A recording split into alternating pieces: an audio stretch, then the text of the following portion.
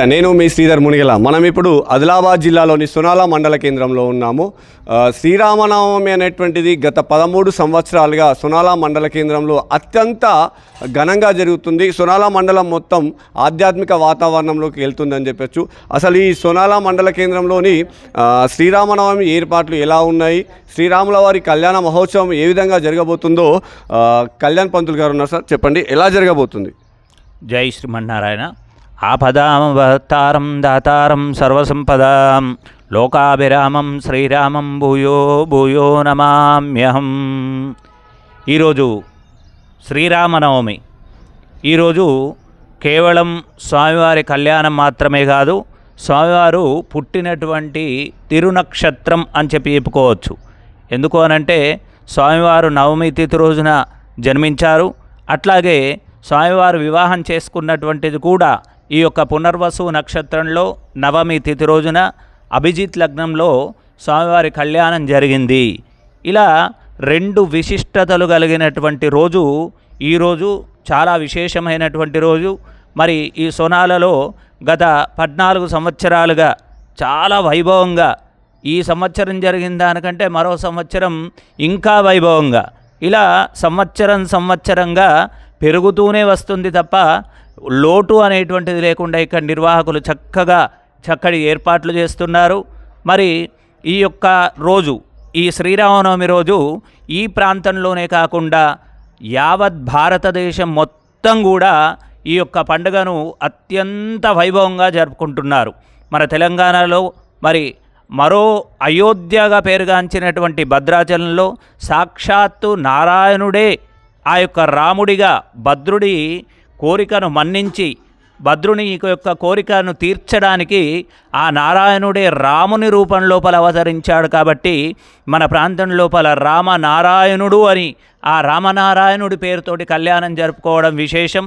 మరి రామో విగ్రహవాన్ ధర్మ అంటే రాముడు ఒక ధర్మాత్ముడు. ధర్మం వేరు కాదు, రాముడు వేరు కాదు, ధర్మమే రాముడు, రాముడే ధర్మం అనేటువంటిది మనకు రామాయణం సూచిస్తుంది. కాబట్టి మరి మనిషి యొక్క మనుగడ ఈ విధంగా ఉండాలి అని తెలపడానికి రామాయణమే ప్రత్యక్షం.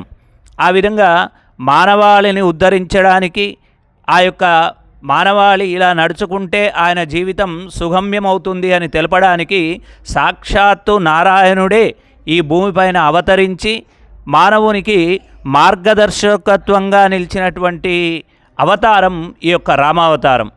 కాబట్టి ఈ విశేషమైనటువంటి రోజున ఈ సోనాలలో మరి కళ్యాణాన్ని జరుపుకోవడం మనందరి యొక్క అదృష్టం. మరి ఇక్కడ నిర్వాహకులు, ఇక్కడ కార్యనిర్వాహకులు కూడా చాలా చక్కటి ఏర్పాట్లు, భక్తులకు ఎలాంటి అవాంఛనీయ సంఘటనలు జరగకుండా త్రాగునీటి వసతి కానీ, మరి బ్రాహ్మణులకు కూడా వచ్చినటువంటి వారికి చక్కటి వసతి కల్పిస్తూ అందరికీ కూడా చాలా చక్కటి భోజన సౌకర్యమే కానీ, ఇలా ఏ విధంగా చూసినా కూడా చక్కగా ఏర్పాట్లు చేస్తున్నారు.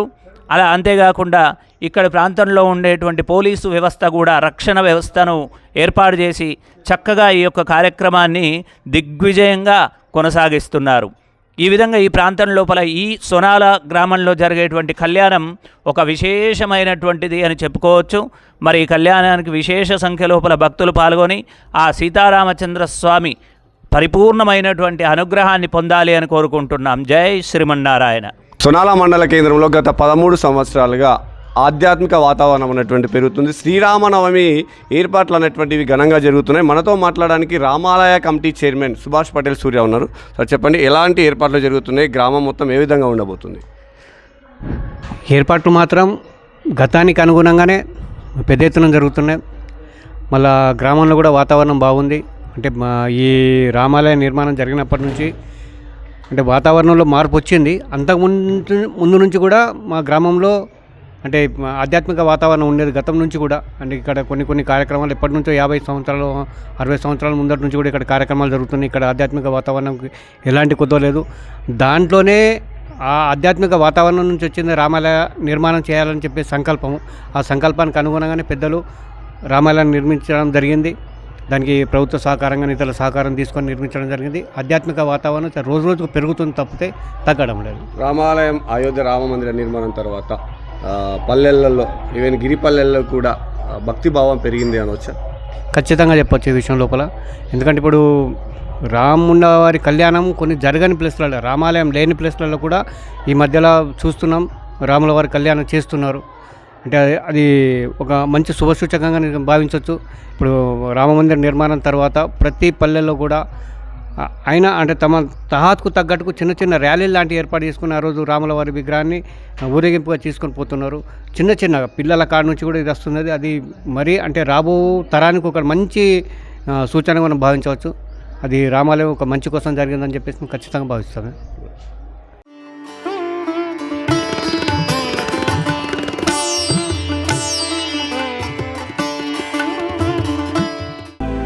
Mind Media, the voice of India.